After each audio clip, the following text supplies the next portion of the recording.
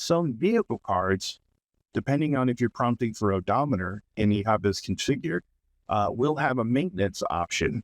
The maintenance option will allow you to set warning limits for things based on your odometer prompt.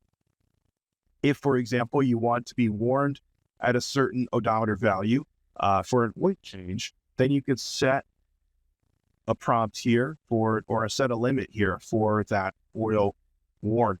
So how this works is basically when you're entering the card on site and it prompts you for an odometer, if you enter a value that's higher than one of these limits, then it will send an alert out for that maintenance.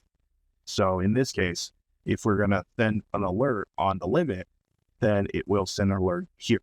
The alert's going to be based on the contact group down here below. So if you just configure your contact groups, again, contact groups are going to be set up, contacts, and then contact group.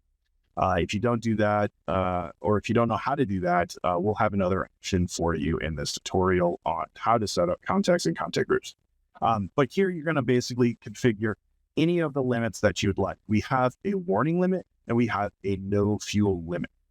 So if you wanted to say, hey, I want this guy to be alerted, or somebody in the account that's under this contact group to be alerted when this hits a certain limit, maybe they're going to be due for an oil change soon. So we want to know to be able to inform them, hey, you're due for an oil change.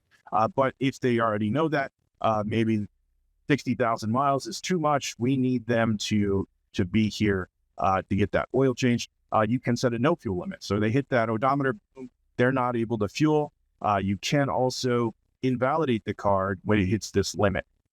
Keep in mind that these limits will need to be updated.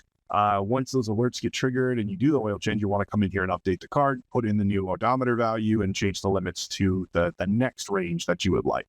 But the maintenance gives you an option to configure, the limits, the alerts, and setting no fuel limit, as well as invalidating the card. And you'll see here we have some other options for other alerts. So if you need your coolant changed or your brakes done, those kind of things can also be set up the same. Once you configure all of these, go ahead and update or save your card, and then those limits will be set.